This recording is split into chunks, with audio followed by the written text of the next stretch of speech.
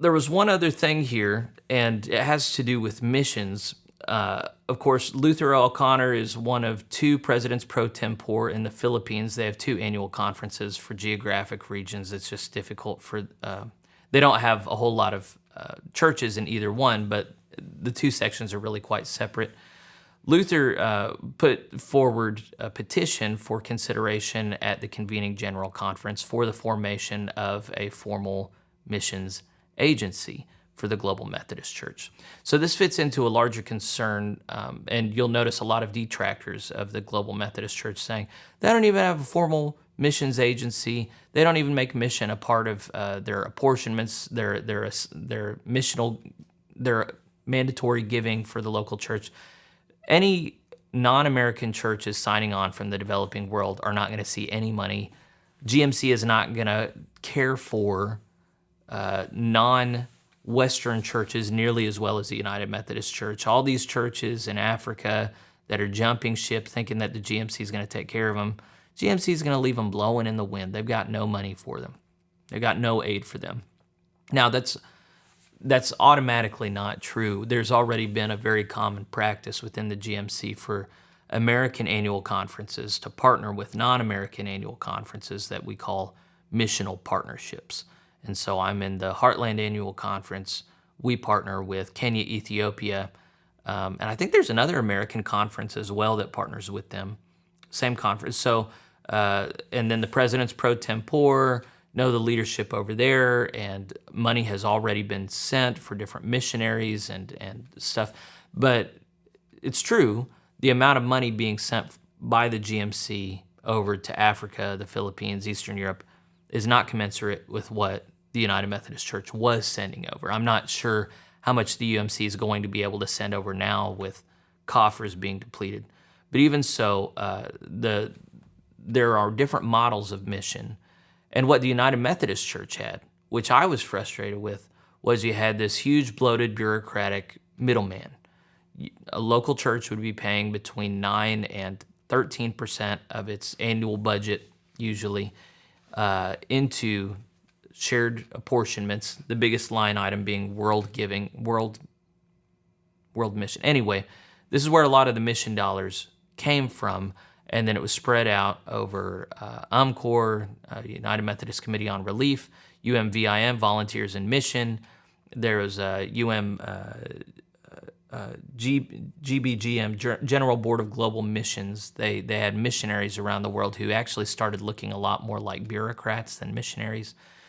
I interviewed one of them in Africa, Southern Africa, Collins Echiako, I think was his name. But there was very little interaction between local churches here in America and any missions that they were funding. In fact, you could through, what was that program?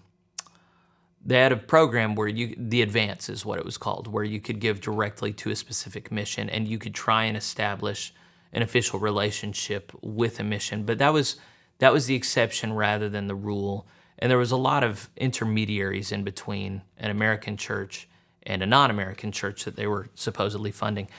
On top of that, in a lot of my interviews with Africans in particular, if you've been with me for a while, you saw that a lot of Western money was conditioned by the denomination on whether or not foreign partners were on board with the agenda of the denomination. So if there was a church that was outspoken against Western liberalism or homosexuality, they started to see that, oh man, there just doesn't seem to be much money for you anymore. Sorry, we're going to have to stop providing your church with this extra assistance.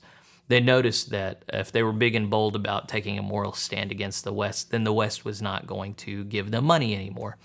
And so this became this kind of structure of the denominational boards and agencies as middlemen.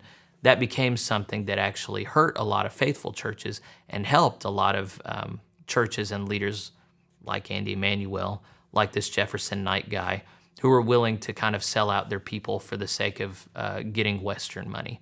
And of course, this has had its impact on bishops over there as well, who very much like having that Western money for local missions and other stuff, So Rob Renfro and I talked about that in our interview. You saw that in the recent General Conference with the sermon given by Bishop Nyatiwa. He was mocking people who thought it was a good idea to leave the UMC because they have so much money to give. Well, the GMC is going to do what it's going to do. It's going to try to care for all of the churches in our fold, and we're not going to do it in the way that the United Methodist Church does. So part of what is going to happen is an experiment as to, can we do the same amount of good, a larger amount of good, with a very different model? Can we compete with the number of dollars given? Probably not.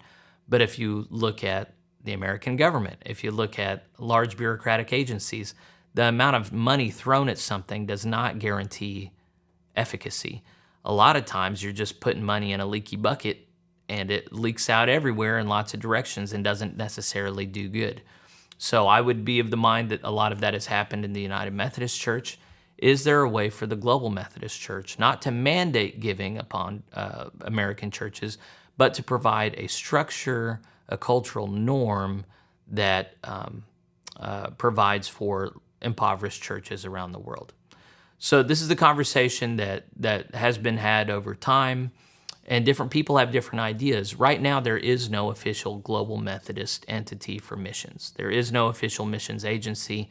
Rather, the denomination is partnering with agencies like TMS Global, saying, okay, if your local church wants to support an individual mission, then here are intermediary agencies that can validate these other missions, and we trust them to work with you.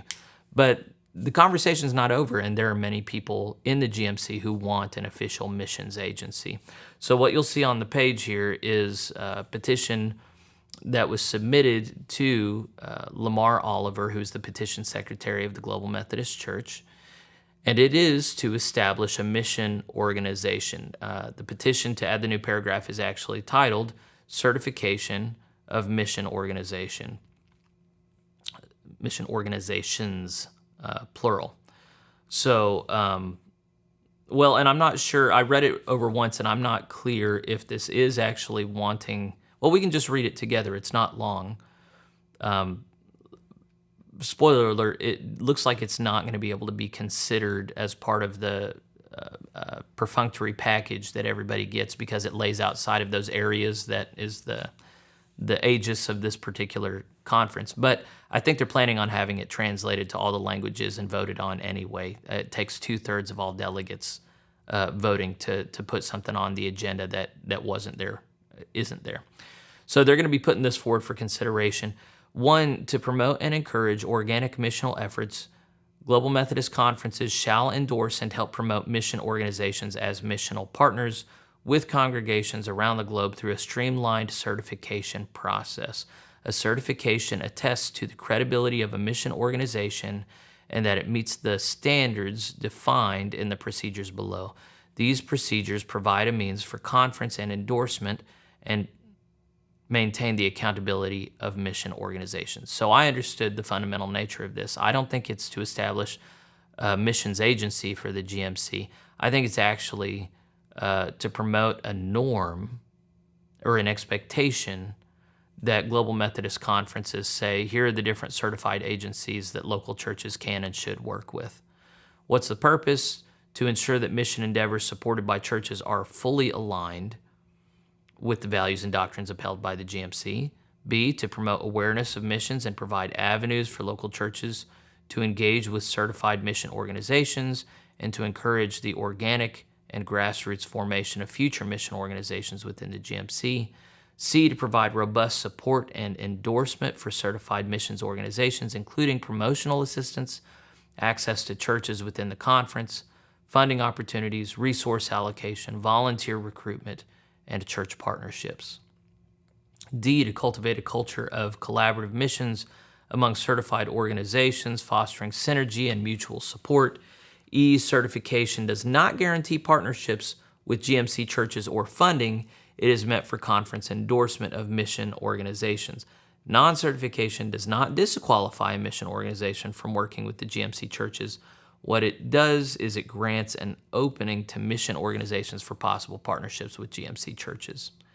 So then they outline the procedure which would be A, mission organizations will initiate the certification process by submitting an application to a committee designated by the leadership of the annual conference.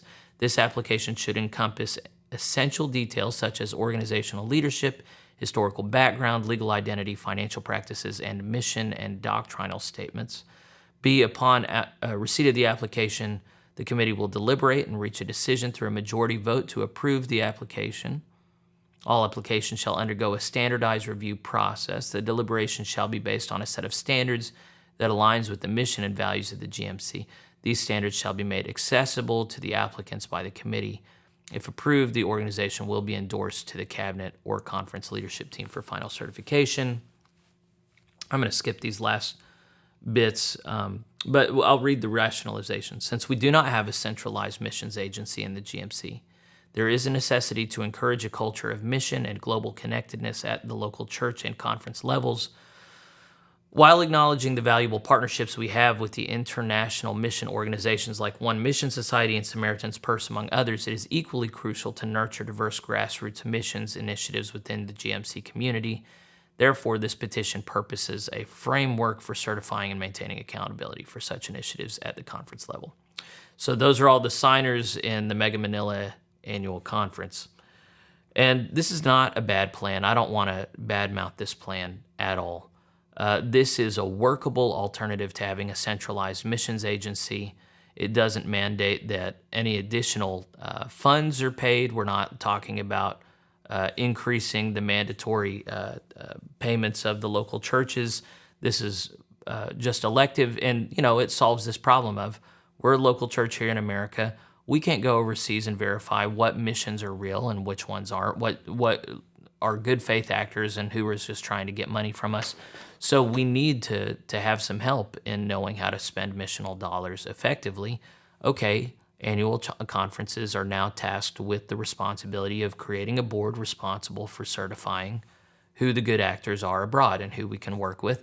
And here, we're not even going to be in-group, out-group about it. You can, with your missional dollars, of course, support a non-GMC church or mission, but as a GMC, we're just going to make sure that we are equipping you by putting you in dialogue with faithful partners in mission. This is not a bad plan, and it's good. I'm glad they're putting it forward so that we can talk about it. This is not the only person. This is not the only group trying to change, advance mission in the Global Methodist Church in the United States. There's also a woman named Sherry Morrissey, and I've heard about her making contact with a couple people in the GMC outside of the United States, and she seems to be trying to start an actual missions agency for the Global Methodist Church. I actually reached out to her yesterday and invited her to come on to Plain Spoken and do an interview and talk about her efforts, and she declined. She said, given the many current activities and decisions yet to be made in the GMC and the convening conference, I think it would be not at this time best to participate, but again, thanks. So she was perfectly polite in her answer, but I found it really odd that there are people moving behind the scenes trying to build out structures, especially for missions. I would think a lot of people would want to know about this.